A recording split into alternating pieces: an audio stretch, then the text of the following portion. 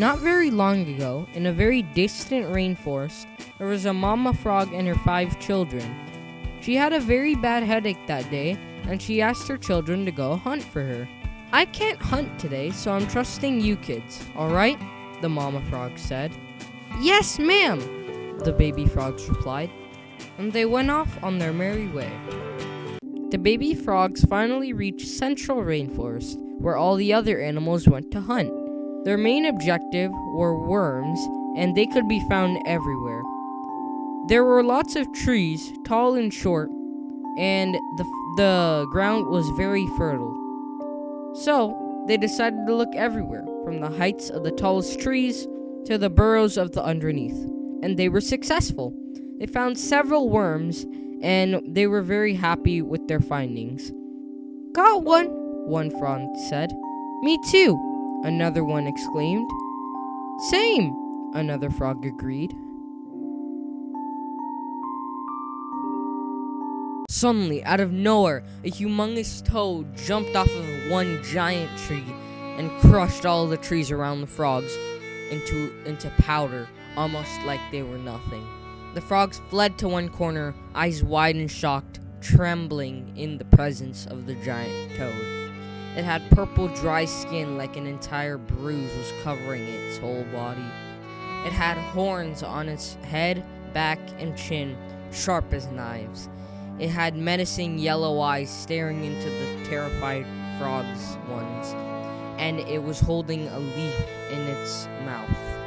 The frogs in the corner just barely managed to speak out a few words.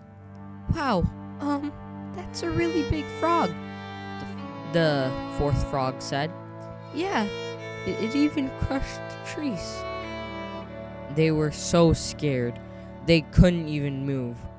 But then, the toad blinked once, and in that one fraction of a second, the frogs were gone. They ran for their lives. The baby frogs had finally made it back home after their encounter with the menacing toad, still in shock after what they had done to them. The mama frog was feeling much better and looked the same as well, as her headache had gone away. She began to speak to the baby frogs. "Ah, you're back. My headache has receded, and thank you for— Mom, there was a huge toad that blocked our way through the woods," one of the frogs interrupted. "Yeah, and it had these big horns and orange eyes." The mama frog was shocked at this news. "He even crushed all of the trees too. It was terrifying." The mama frog's expression turned from shock to extreme anger. How could someone do this to their children? Something had to be done about this matter. She had to do something about it, because if she didn't, who would? And she decided to do something. She decided that she was going to combat that. So, she asked this one question. "Alright, was the toad this big?" She began expanding her chest by breathing in large amounts of air, and she began to expand and fill the room. "No! Bigger!" one of the frogs said. She began huffing and puffing once again, and she asked the same question. "Alright, this big?" she asked. "No! Bigger!" another one of the frogs said. So she began to huff and puff, and she almost filled the entire room. "This big?" she asked. And then she became so big that she began floating into the air. It was so hard to keep all that air in. And then she had to let it go.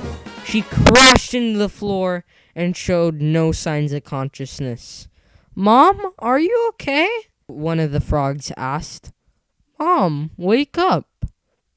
Since she wasn't waking up, the frogs carried her to Frog Hospital.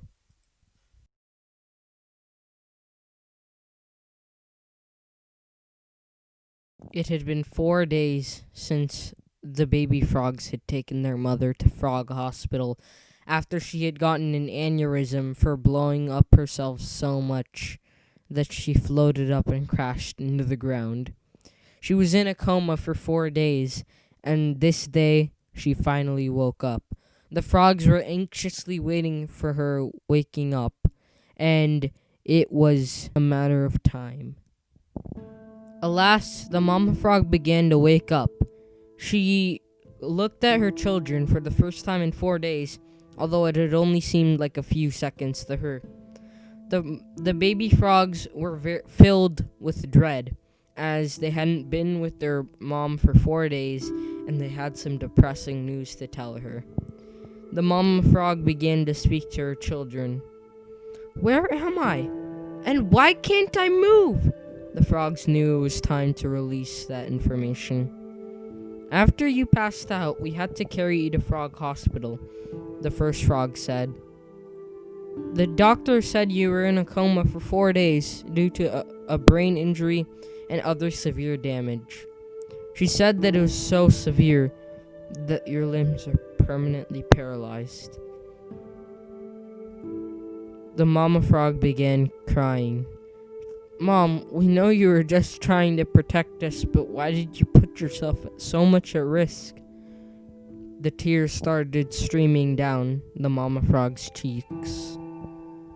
The mother didn't answer her child's question. All she did was just let the tears flow down her cheeks, as there was nothing she could do about it.